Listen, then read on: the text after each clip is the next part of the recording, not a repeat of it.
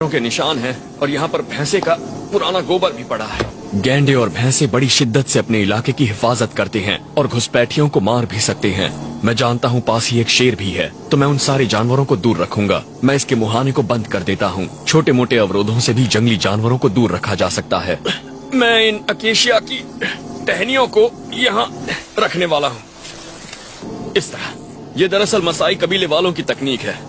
मैं यहाँ अकेशिया की टहनियाँ रखने वाला हूँ क्योंकि इसके नुकीले कांटे आसानी से घुसपैठियों को रोक सकते हैं।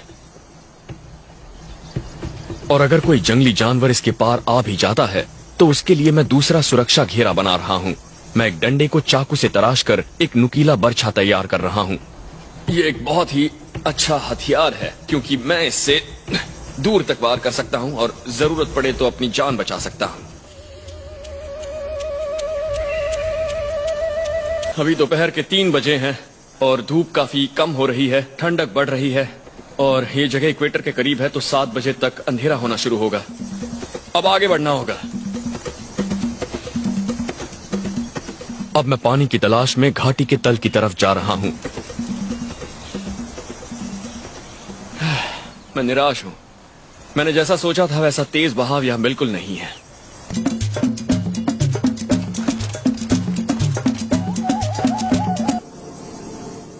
नीचे झुको, नीचे झुको। सामने एक ग्रिफिन गैंडा है, सफेद गैंडा। इन दोनों को देखकर तो मैं हैरान हो गया हूं। ये इस वक्त मुझसे मुश्किल से 50 मीटर दूर है, इसलिए मुझे बहुत सावधान रहना होगा। गैंडों को कभी भी कम नहीं आंकना चाहिए। मैं दक्षिण अफ्रीका के 2 भाइयों की कहानी जानता हूं जिन पर नर गैंडे ने हमला कर दिया था। उन दोनों को उसने कुचलकर बुरी तरह जख्मी कर दिया था। उनकी बहुत बुरी हालत थी, लेकिन बाद में उन्हें बचा लिया गया और वो बहुत ज्यादा खुशकिस्मत थे। वो देखिए, उन दोनों गैंडों ने सुरक्षा मोर्चा संभाल लिया है। उन दोनों ने अपना पिछवाड़ा एक तरफ और चेहरा सामने की तरफ किया है और ये इस बात का संकेत है कि मैं उनके बहुत करीब पहुंच चुका हूं। ये मेरे लिए एक चेतावनी है। उन्हें मुझसे खतरा महसूस हो रहा है और इस चेतावनी का मतलब है कि गैंडे ये अंदाजा नहीं लगा पा रहे कि मेरा सामना करना है या मुझसे दूर भागना है। मैं उनके शक के दायरे में आ गया हूँ। अगर मैं उनकी तरफ थोड़ा और आगे बढ़ा तो वो हमला कर देंगे, लेकिन हाथियों के हमले की तरह अगर आपका सामना कभी गैंडों के हमले से हो जाए तो एक तरीका है जिससे आपकी जान बच सकती है। अगर वो अभी मेरे ऊपर हमला कर देते हैं तो मुझे हिम्मत से काम लेना होगा और यहीं खड़े रहना होगा। अगर मैंने भागने की कोशिश की तो उनसे तेज नहीं भाग पाऊंगा। मुझे अपनी जगह खड़े रहकर उनका सामना करना होगा और हिम्मत से काम लेना होगा। बिल्कुल आखिरी वक्त पर एक तरफ कूदकर कहीं छुप जाना होगा।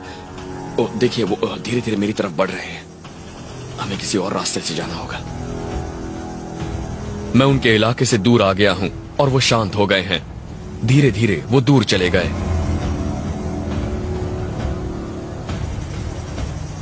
मैंने पहले जिन गिद्धों को देखा था वो अब जमीन पर उतर आए हैं और मुझसे काफी करीब हैं। मेरे आगे बढ़ने पर वो यहां से भाग भी सकते हैं, मगर वो गए नहीं, जिसका एक ही मतलब है। वो देखिए, आपने देखा, वो गिद्ध जो कुछ भी खा रहे थे उसकी वहाँ कमी नहीं है, इसीलिए मुझे देखकर वो उड़ नहीं पा रहे हैं। वो धीरे धीरे पहाड़ी की तरफ जा रहे हैं और वो गिद्ध इसी के चक्कर में थे। ये देख रहे हैं।